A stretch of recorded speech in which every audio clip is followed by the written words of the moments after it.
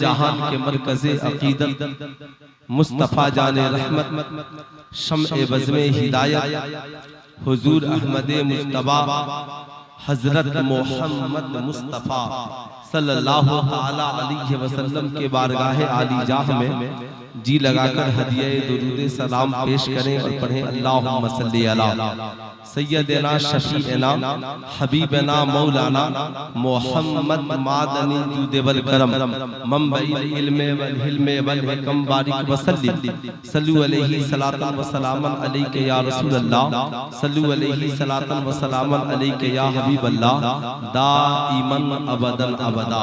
उस बच्चे को मेरी तरफ आओ, बच्चा मेरी तरफ ही देख रहा है, जरा उसका नकाब वगैरह छीन छान कर इधर जमा कर दीजिए, जमा कर दीजिए, है ना। जिसे जब ये नहीं मालूम अल्लाह ने इतनी हसीनो जमील सूरत से नवाजा है, फिर भी कुत्ता बंदर और बिल्ली बनने के लिए परेशान है ना। कुरान कहता है हमने इंसान को खूबसूरत बनाया है, हैंडसम बनाया है, ब्यूटीफुल बनाया है, कोई जानवर इंसान से खूबसूरत हो ही नहीं सकता, है ना। फिर इंसान जानवरों का मांस पहन ले, जानवरों का चेहरा लगा ले, बंदर बिल्ली खिंजीर का चेहरा लगाकर चेहरे पे क्या बनना चाहता है, जानवर बनना चाहता है? नहीं मेरे दोस्त, अल्लाह ने तुझे इंसान बनाया है तो उसकी बारगाह में सजदा रेज़ हो जाओ। चचा अरे बैठ जाइए, है ना। अब तो दो चार बातें काम की होने वाली हैं, घर भी लेकर जाइएगा ना तो हो सकता है औलादों के काम आ जाए, है ना। आज बताएं ईमानदारी से, आज हमारी जिंदगी का साथी कौन है? अल्लाह रब्बुल इज्जत कुरान में इरशाद फरमाता है, आओ साहब मियां, नबी का साथी आसमान से जमीन पर बनकर कौन आया? क्या कोई इंसान बनकर आया? क्या कोई फरिश्ता बनकर के आया? अल्लाह कुरान में फरमाता है, कद जाअकुम मिनल्लाहि नूरुम व किताबुम मुबीन, तहकीक के आ गया तुम्हारी जानिब अल्लाह की तरफ से नूर और एक रोशन किताब, यानी नबी का साथी जो आसमान से जमीन पर बनकर आया वो इंसान नहीं, कुरान बनकर आया। कौन बनकर आया? पूरा मजमा हाथ उठा करके बोले कौन बनकर आया? कुरान बनकर के आया है, और कुरान किताब है, यानी अल्लाह इशारा कर रहा है, ऐ मेरे बंदों देख, मैंने अपने महबूब का साथी किताब को बनाया है, तुम भी अपनी जिंदगी का साथी किताबों को बना लेना। मगर आज हमारी जिंदगी का साथी नौजवान लड़के हो, नौजवान लड़कियां हो, बच्चे बूढ़े हो, मर्द औरत हो, शादीशुदा औरतें हो या गैर शादीशुदा लड़कियां हो, आज किसी की जिंदगी का साथी किताब नहीं बल्कि सबकी जिंदगी का साथी बस एक है, और उसका नाम है, क्या नाम है? देख रहे हैं ना, ये मोबाइल। ए बाबू मेरी तरफ देखो, ये मोबाइल अब ये हमें सही से पढ़ने नहीं देता, अब हमें ये सही से सोने नहीं देता, औरतों को सही से खाना बनाने नहीं देता, बीवी को सही से शौहर से बात करने नहीं देता। अब साहब चार दोस्त बैठे हैं एक जगह मशवरा के लिए, मगर ये मोबाइल सही से मशवरा भी करने नहीं देता। साहब याद रखिएगा, उलमा बैठे हैं स्टेज पर तकरीर करने के लिए, मगर ये सही से तकरीर भी करने नहीं देता। मोबाइल यही है, मगर बेचैनी के आलम में है बेटा, ए लड़का,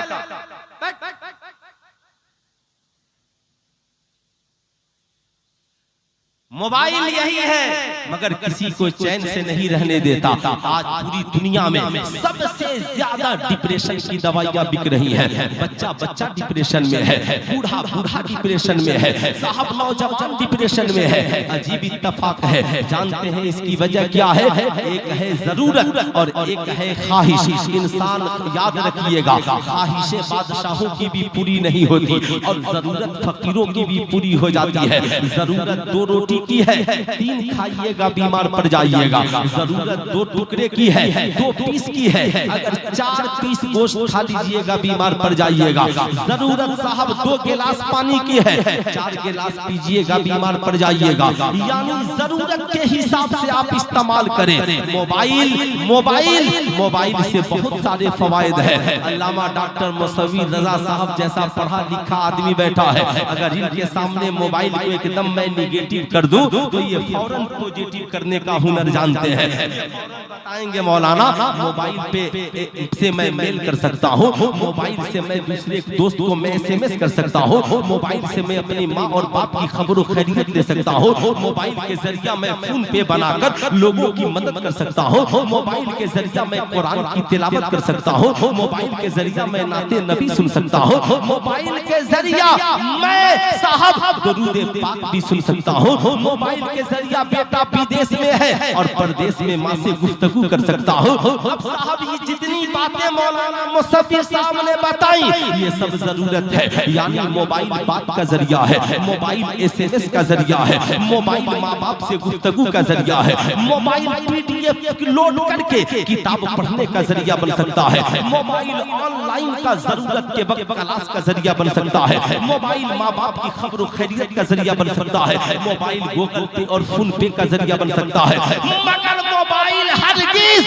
गेम खेलने का जरिया नहीं बन सकता, मोबाइल गंदे वेबसाइट चलाने का जरिया नहीं बन सकता, मोबाइल मूवीज और फिल्में देखने का जरिया नहीं बन सकता। आप याद रखिएगा वजह है मियां, आज कॉलेज के बाहर चले जाइए, आज किसी हाई स्कूल और मिडिल स्कूल के बाहर चले जाइए, आज साहब किसी फंक्शन में चले जाइए, हमारी कौम की जवान बेटियां जिस्म पर निकाब है, कमर पे पीठ पे बड़ा बैग है और हाथ में लंबा सा मोबाइल है, जाहिर सी बात है घर में रहती है, माँ से बात करती नहीं होगी, बाप से गुफ्तगू कर नहीं रही होगी, आखिर ये मोबाइल पे बात किससे कर रही है? फेसबुक इसकी जिंदगी की जरूरत नहीं है, फेसबुक आखिर इसने किसके लिए खोला है? व्हाट्सएप इसकी जिंदगी की जरूरत नहीं है, व्हाट्सएप आखिर इसने किसके लिए खोला है? आज बड़ा अफसोस होता है, इंटर का इम्तहान बिहार में खत्म हो गया और मैट्रिक का इम्तहान चल रहा है। आपके मोहल्ले के कितने नौजवान हैं जिन्होंने गेम खेलने के लिए आपस में ग्रुप तो बनाया,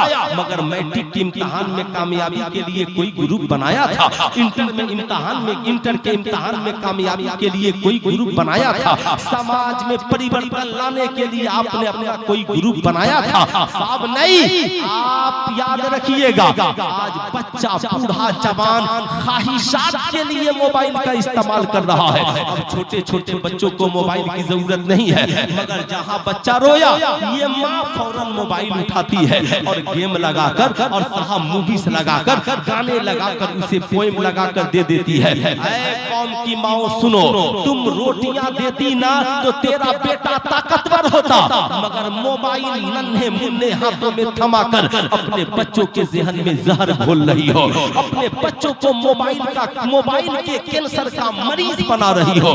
ऐसा मरीज के याद रखना तेरा बेटा ज़हनी एतबार से अपाहिज हो जाएगा। मैट्रिक में अच्छा नंबर आएगा कि नहीं आएगा इसकी कोई गारंटी नहीं है। जाहिर सी बात है, अब साहब औरत है, सुबह को उसे उठना है, उठकर घर का काम काज नमाज के बाद करके शौहर को काम पे जाना है, उसके लिए लंच बॉक्स और बच्चों की खिदमत, साहब ये सारे काम करना है, मगर मोबाइल की दुनिया ने उसे अलग कर दिया है। अब साहब मोबाइल में वो बिजी है, माँ का हाल बाप का हाल, इतना बुरा माशरा हो गया। नतीजा क्या निकला? मोबाइल को हमने बेला जरूरत अपनी जिंदगी में दाखिल कर लिया। ऐ मेरी कौम का नौजवान, अगर तूने अपने आप को मोबाइल की दुनिया से अलग नहीं किया, अगर मेरी कौम की जवान बेटियों तूने अगर अपने आप को मोबाइल की दुनिया से अलग नहीं किया तो कोडरमा का वाकया याद रखना। बाप कहता है बेटी सोमो सलात की पाबंद है, कुरान की तिलावत करती है, घर से बाहर नहीं निकलती है, घर में एक ही मोबाइल है, मगर क्या हुआ? बेटी ने ख्वाहिश के लिए इस्तेमाल किया, नतीजा ये निकला ईमान से हाथ धो बैठी, साहब घर से बाहर कदम निकाल करके चली गई। साहब ये मोबाइल है जिसने उस वहां तक पहुंचा दिया। आपने सुना ना, पाकिस्तान से लेकर इंडिया तक पूरी दुनिया में अब साहब कोई इंस्टाग्राम में मुलविस है, कोई फेसबुक में डूबा है। नतीजा क्या निकला? इस मोबाइल ने उन जवान हसीनो जमीन लड़कियों को घर से निकाल दिया और उन जालिम अय्याश लड़कों के साथ जाने पे मजबूर कर दिया। अब ये लड़कियां ये सोचकर माँ बाप किसे की मर्जी के खिलाफ घर से बाहर चली गई। नतीजा क्या निकला? 4-4 टुकड़े करके दिल्ली के गटर में डाल दी गई। कॉलेज के पीछे टुकड़े टुकड़े करके डाल दी गई। क्यों? इसलिए कि उन्होंने सोचा था माई लाइफ माई चॉइस, मैं अपनी जिंदगी अपनी मर्जी से जीना चाहती हूँ, माँ बाप की मर्जी से नहीं। नतीजा यही निकलेगा, जब माँ बाप बड़े बुजुर्गों की मर्जी के खिलाफ काम करोगे कोई जरूरी नहीं तेरा फैसला सही होगा। आपने नहीं देखा साहब, याद रखिएगा, आज हमारे पास जो 99% तालीमात है, यानी 99% बच्चे जिस तालीम को हासिल करते हैं वो मैट्रिक की डिग्रियां हैं, इंटर की डिग्रियां हैं, बीए की डिग्रियां हैं, एमए की डिग्रियां हैं। आप ईमानदारी से बताएं, ये डिग्रियां इंसान को नौकरी दिला सकती है, सरकारी महकमे में दाखिल करा सकती है, मगर वो भी कब? जब हम उसमें खूब मेहनत करेंगे तब। क्या अभी आपने एक टॉपर स्टूडेंट का इंटरव्यू नहीं पढ़ा? मीडिया वालों ने पूछा आपने इंडिया टॉपर कैसे की, टॉप कैसे किया? उसने कहा सबसे पहले मैंने अपने आप को मोबाइल से अलग किया। किससे अलग किया? मोबाइल से अलग किया। मगर आपने क्या किया? आपने अपने इन नन्हे मुन्ने बाबू, ए बेटा, ए खैरियत, बात बुरी लग रही है ना? अच्छा नहीं, बेचारा वो लोग समझ रहा है ना कि कहीं ऐसा नहीं कि हजरत वादा करा दे कि मोबाइल मत चला, है ना? बेचारा हाँ फ्री फायर खेलने वाला है, जाहिर सी बात है। अजीब मुसीबत मियां, आज यही वजह है। आप जरा सा सोचे कि एक लड़का को इंडिया टॉपर बनना है तो मोबाइल से अलग होना पड़ेगा। आप रोना रोते हो कि हमें नौकरी नहीं मिलती। आज बिहार पुलिस में आपकी तादाद कितनी है? आप आर्मी में आपकी तादाद कितनी है? वायुसेना में आप कितने हैं? आप साहब मैं पूछना चाहता हूँ, इलाके में अच्छे आलिम, हाफिज, कारी और मुफ्ती कितने हैं? छोड़िए ना वो बात, हटाइए। मैं तो आपसे यही पूछता हूँ, मदरसे से लेकर स्कूलों तक का मोबाइल ने जो बुरा हश्र किया है, पूरा अंजाम किया है, क्या वजह है? पहले तो दारुल-ए-इफ्ता में पढ़ने वालों को भी मोबाइल नहीं दिया जाता था, लेकिन आज अचानक क्या जरूरत पड़ गई कि बच्चा मोबाइल के बगैर नहीं जी सकता? ये आपके ज़हन का फतूर है। अगर आपने इसे नहीं निकाला तो आपका बेटा शराबी भी हो सकता है, आपका बेटा जुआरी भी हो सकता है, आपका बेटा कुछ भी हो सकता है। जैसे एक इंसान के पास सिर्फ डिग्रियां है, मगर डिग्रियां होने के बावजूद आपने डॉक्टर को देखा होगा शादी में शराब पीकर नाच रहा है, आपने बड़े बड़े आईपीएस अफसर को देखा होगा रिश्वत लेकर के गद्दियां बनाकर बिहार में सो रहा है और विजिलेंस टीम उस पे छापा मार रही है। आप ताज्जुब करेंगे, क्यों? ये तो पढ़े लिखे लोग हैं ना आपके हिसाब से, फिर ये चोरी क्यों कर रहे हैं? ये शराब क्यों पी रहे हैं? साहब इनके अंदर ये गंदगी क्यों है? डॉक्टर मुसव्विर साहब कहेंगे सुल्तान रजा, उनके पास दुनिया की डिग्रियां है, जिंदगी को अच्छा बनाने के लिए डिग्रियों की जरूरत कम, मुस्तफा जाने रहमत की सीरत की जरूरत ज्यादा है। अगर जिसकी जिंदगी में नबी का इखलाक नहीं होगा, नबी की सीरत नहीं होगी, उसकी जिंदगी में परिवर्तन नहीं आएगा, उसकी जिंदगी में बदलाव नहीं आएगा। इसलिए मैं आपसे कहूंगा, ऐ मेरी कौम के शहजादे, जिन लोगों ने अपनी मर्जी से जिंदगी गुजारी, वो शराबी बन गए, वो जुआरी बन गए, वो गेम खेलने वाले बन गए, वो औरतों पे जुल्म करने वाले बन गए, वो डाका डालने वाले बन गए, मर्द होकर कान में बाली पहनने वाले बन गए, हाथ में कड़ा पहनने वाले बन गए। जिन लड़कियों ने अपनी जिंदगी माई लाइफ माई चॉइस का नारा लगाया, वो घर से माँ बाप की इज्जत रौद करके भाग गई, इस्लामी लिबास उतार कर जींस पैंट और टी शर्ट पहनने का काम किया। अभी साहब उन अय्याश किस्म के साहब नाम नेहाद राफिजियों और खारजियों ने माज़ल्ला सीमलिंग यानी मर्द का मर्द से और औरत का औरत से रिश्ता कराना शुरू कर दिया। साहब मिर्जा जहरी जैसा जाहिल मुफ्ती अपने आप को कहने वाला चैनल चलाकर ताश के पत्ते को माज़ल्ला जायज होने की का फतवा देने लगा। ये क्या है? ये साहब ये सोशल मीडिया का दज्जाल है, दज्जाल जो आज नौजवानों की जिंदगी को बर्बाद कर रहा है, नौजवान लड़कियों की जिंदगी को बर्बाद कर रहा है।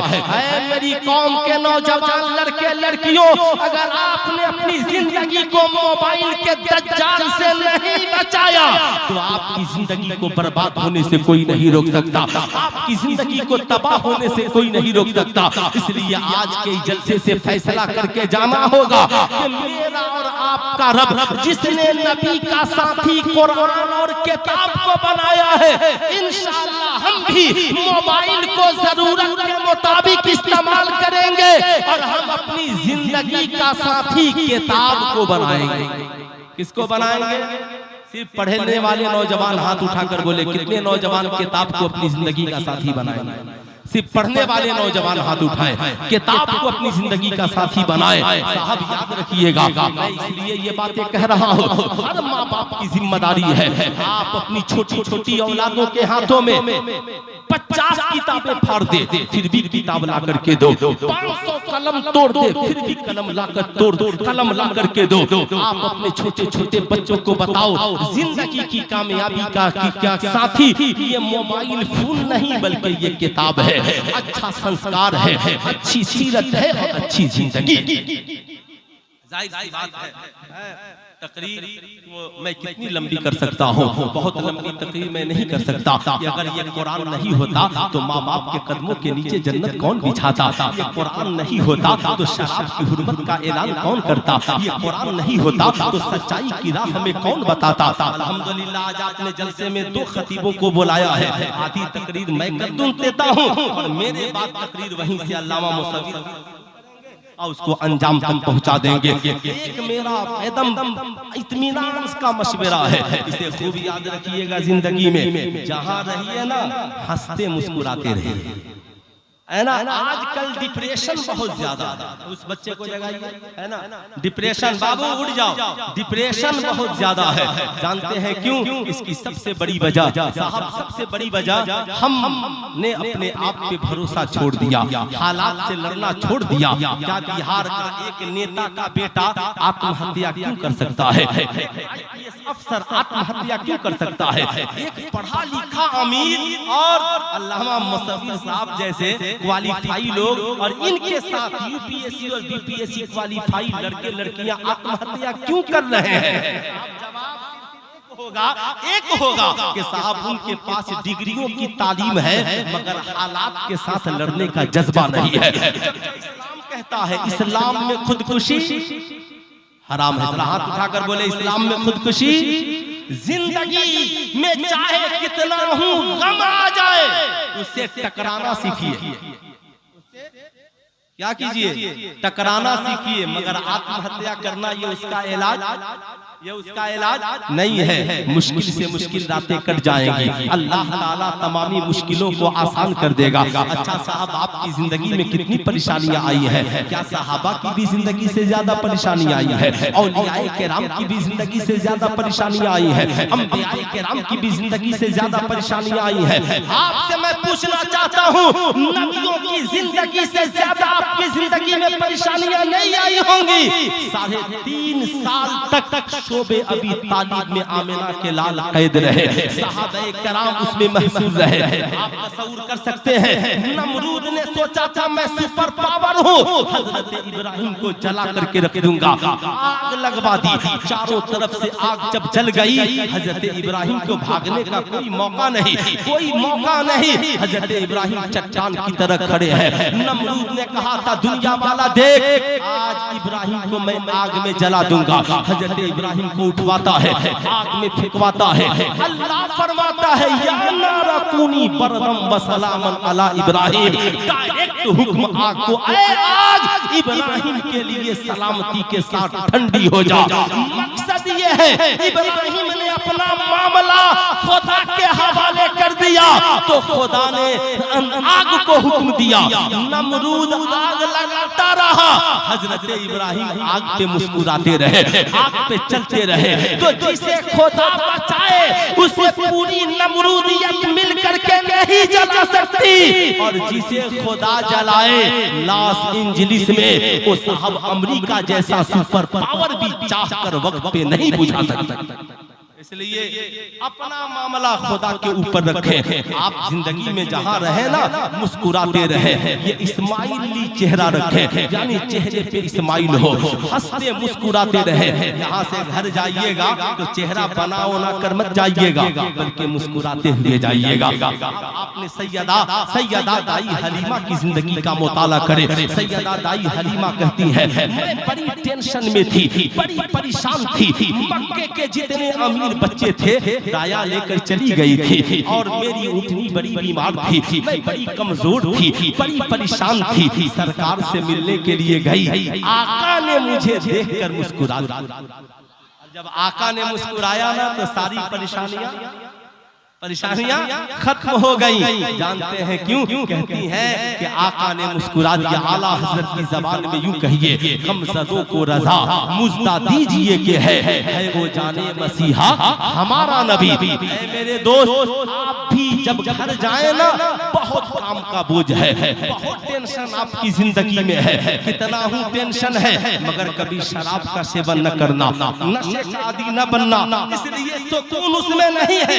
अला बेज़िक्रिल्लाह तत्मइन्नुल कुलूब, सुकून तो खुदा की याद में है। कुरान कहता है खुदा की याद में सुकून है। अल्लाह ने ये नहीं कहा मस्जिद में सुकून, मदरसे में सुकून, खानकाह में सुकून, नहीं। मस्जिद का जिक्र इसलिए है कि मस्जिद में खुदा की याद है, मदरसे का जिक्र इसलिए हम करते हैं, मदरसे में खुदा की याद है, खानकाह का जिक्र इसलिए करते हैं, खानकाह में खुदा की याद है। जब दिल गमगीन हो, स्कूल में हो जाए, कॉलेज में हो जाए, सफर में हो जाए, रात में हो जाए, दिन में हो जाए, जिंदगी के जिस मोड़ पे दिल पे इत्मीनान हो जाए और डिप्रेशन आए, फौरन बावजू होकर खुदा की याद लग जाइए। जहाँ रहिए वहीं खुदा की याद में। अपने बच्चों को भी बोलिए खुदा की याद में लग जाओ, ये डिप्रेशन खत्म, टेंशन खत्म, सारे मामले खत्म होंगे। कब? जब हम उस खुदा को याद कर ले जो टेंशन को खत्म करने वाला है, जो बीमारियों को खत्म करने वाला है, जो मुसीबतों को खत्म करने वाला है। दिन भर के थके हारे हैं आप घर जाइए, जब काम से खत्म हो बावजू हो जाइए, आप वजू करके घर की तरफ रवाना होइए। जेब में जो कुछ भी हो ना, उस तोहफा तोहफ लेकर घर जाइए। करोड़ों गम सीने में है, मगर तिजारत से, ऑफिस से आप लौटे हैं मुस्कुराते हुए घर लौटे। कैसे लौटिए? मुस्कुराते हुए। जब घर जाइए ना मुस्कुराते हुए, बीवी देखे मुस्कुरा दे, बच्चे देखे मुस्कुरा दे, दुखी माँ तुझे देखकर मुस्कुरा दे, बूढ़ा बाप तुझे देख करके मुस्कुरा दे। अगर आप ये गमगीन चेहरा लेकर जाओगे ना तो बूढ़ी माँ भी गमगीन हो जाएगी, बूढ़ा बाप भी तुझे देखकर गमगीन हो जाएगा, तेरे बीवी बच्चे भी गमगीन हो जाएंगे। दिल की बात माँ तुझसे नहीं कह पाएगी, कहेगी बेटे का मूड अच्छा नहीं है। बाप अपने दिल की बात तुझसे नहीं कह पाएगा। इसलिए घर जब जाना, या किसी आलिम से मिलो, किसी दोस्त से मिलो, किसी रिश्तेदार से मिलो, मुस्कुराते हुए मिलो, ताकि सब तुझसे अपने दिल की बात कह सके। तुझे जमाने से क्या कहना, जब सारी दुनिया खा पी करके सो जाए, रात की तन्हाई में मुसल्ला बिछा, सजदा रेज़ हो जा, और दोनों जहां के खालिक को मालिक जिसने हमें और आपको पैदा किया है, उस खुदा की बारगाह में खूब रो और गिड़गिड़ाओ। मालिक मौला, तू जानता है मेरे बिजनेस अच्छे नहीं है, मेरे हालात अच्छे नहीं है। मालिक मौला, मेरी जिंदगी इस लायक नहीं कि मैं मुस्कुरा सकूं मौला। मालिक मौला, मगर मैं तो सिर्फ इसलिए मुस्कुराता हूँ कि मेरी माँ मुस्कुराती रहे, मैं तो इसलिए मुस्कुराता हूँ मेरा बूढ़ा बाप मुस्कुराता रहे, मेरी बीवी बच्चे मुस्कुराते रहे। मालिक मौला, तू मुश्किलों को आसान करने वाला है। मौला, तू अपने हबीब के सदके में मेरी मुश्किलों को आसान कर दे, तू नबियों के सदके में मेरी मुश्किलों को आसान कर दे, मेरे बिगड़े हुए दिन को बेहतर बना दे, मेरे बिगड़े हुए हालात को अच्छा बना दे। मेरा यकीन कहता है जिस दिन हमने उसकी बारगाह में रोना गिड़गिड़ाना शुरू कर दिया, सरकारे मदीना के वसीले से हम भी अच्छे हो जाएंगे, हमारे मामलात भी अच्छे हो जाएंगे, हमारी दुनिया भी हसीन होगी और आखिरत भी।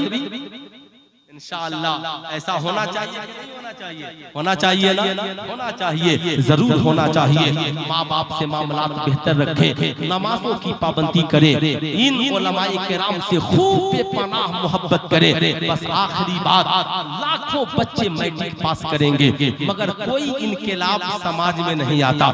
देखिएगा करोड़ों बच्चे इंटर पास करेंगे मगर वही चाले बेढंगी जो पहले थी वो अब भी है। मैट्रिक पास करने से पहले भी उसका वही हाल था और मैट्रिक के बाद भी हाल वही है। मगर आज ये 28 बच्चे हाफिज़े कुरान बने हैं। आज इनके सर पे अमामा बांध दिया गया।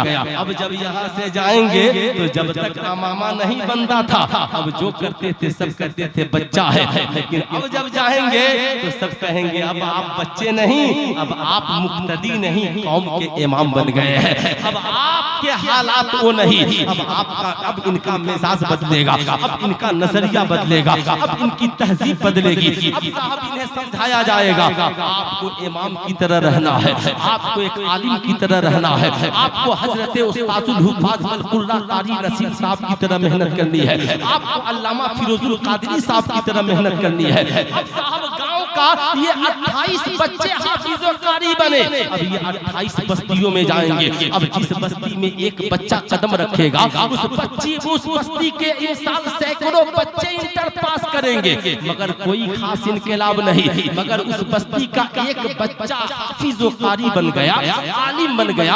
अब जब वो बस्ती में पहुंचेगा जुमे में खड़ा होगा, पूरे गांव को बदलने की कोशिश करेगा, कहेगा लोगों इस्लाम में ये हलाल है, ये हराम है, माँ से मोहब्बत, बाप से प्यार, समाज को अच्छा बनाना, यही वजह है आज गैर ये सोच रहे हैं भाई ये तो 99% स्कूल कॉलेज में पढ़ रहे हैं, इनमें तो कोई खास बदलाव नहीं आया, फिर भी इनके समाज में परिवर्तन क्यों है, इनके दिमाग में परिवर्तन क्यों है, इनकी बस्ती में परिवर्तन क्यों है। तब उन्हें पता चला ये लाखों मिलकर जो स्कूल कॉलेज से पढ़कर आए ये परिवर्तन इन्होंने नहीं लाया, तो एक बच्चा जो मदरसे से पढ़कर आया था उसने इन सब के साथ मिलकर परिवर्तन लाने का काम किया है। यही वजह है इन्होंने शराब को छोड़ दिया, जुए को छोड़ दिया, ज़ना को छोड़ दिया। राहुल साहब इंडिया का कैप्टन ड्रीम 11 का प्रचार करता रहा और हमारा आलिम जुमे में खिताब करता रहा ड्रीम 11 खेलना हराम है, सट्टा लगाना नाजायज है। विराट कोहली से लेकर करोड़ों लोग साहब क्रिकेटर लंबी लंबी मोटी रकम लेकर और सोशल मीडिया पर साहब टीवी चैनल पर आकर ये जुए का प्रचार करते रहे मगर जामिया नबविया का एक छोटा हाफिज़े कुरान अपनी बस्ती में ऐलान करता रहा लोगों राहुल द्रविड़ की साहब ये की इन शर्मा की और रोहित शर्मा और विराट कोहली और इन जैसे अमीर क्रिकेटरों के ऐलान करने को मत देखो, हमें करनी है शहनशाहे बता की रजा जोई, अपने हो गए तो रहमते परवरदिगार अपनी। अरे पगला इनके पीछे क्यों जाता है, ये तेरी जिंदगी को बर्बाद कर देंगे, जो तेरे पास है उसे भी तू हार जाएगा। मेरा और तेरा रब कुरान में कहता है महबूबा की उम्मत आपसे शराब और जुआ के बारे में पूछती है तो कह दीजिए फीहिमा इस्मुन कबीर, इन दोनों में बड़ा गुनाह, इन दोनों में बड़ा गुनाह है, इसलिए शराब भी नहीं पीना है और जुआ भी। कितने नौजवान आज के बाद जिंदगी में कभी शराब नहीं पिएंगे, जरा हाथ उठाएं। कितने नौजवान शराब नहीं पिएंगे? सिर्फ नौजवान, मैंने सुना है नेपाल भी बगल में है, वहाँ तो शराब ओपन है। जिंदगी में परिवर्तन लाइए, इसलिए साहब ये 28 बच्चे 28 लाख बच्चों पे भारी हो जाएंगे कब? जब ये बाअमल हाफिज़े कुरान बन जाए, बाअमल कारी कुरान बन जाए। इसलिए इनके घर वालों से भी गुजारिश है, ये माला पहनाना, ये सब पहनाना मुबारकबाद अपनी जगह है, मगर आप अपने इन फारिगिन बच्चों से कहिएगा बेटा तू हाफिज बन गया मगर बाअमल हाफिज बन के रहना, बेटा तू कारी बन गया मगर बाअमल कारी बन के रहना, अपने असातिज़ा के किरदार को अपनाना, मुस्तफा जाने रहमत की सीरत को अपनी जिंदगी में जगह देना। इंशाअल्लाह अगर ऐसा हुआ तो एक बच्चा 1 लाख बच्चों पे भारी पड़ता हुआ नजर आएगा। यही ख्वाहिश है कि तालीम कुरान आम हो जाए, हर एक परचम से ऊंचा परचमे इस्लाम हो जाए। आखिरी पैगाम मेरी तरह और अल्लामा मुसव्विर साहब की तरह 1 करोड़ आलिम को बुलाकर 100 रातें तकरीर करा लीजिए, आपकी जिंदगी में इनकलाब नहीं आएगा। इनकलाब तब आएगा जब आप अपने इलाके के इन आलिमों का सही इस्तेमाल कीजिएगा। जो छुट्टी के दिन आए अपने इन इलाके के आलिमों को अपने घर दावत दीजिए। खाने के लिए नहीं यार, मुर्ग मुसल्लम बिरयानी आपको सिर्फ खाना ही पीना समझते नहीं, दीन सीखने के लिए बुलाइए और उसमें सिर्फ अपने घर की औरतों को पर्दे में, मर्दों को बैठाइए। कहिए हजरत आज मैंने आपको दीन सीखने के लिए बुलाया है, ये चाय पीजिए, ये नजराना कबूल कीजिए, मुझे भी नमाज पढ़ना सिखला दीजिए, मेरे घर की औरतों को भी नमाज पढ़ना सिखला दीजिए। इस तरीके से आप अपने इन उलमा का इस्तेमाल करें।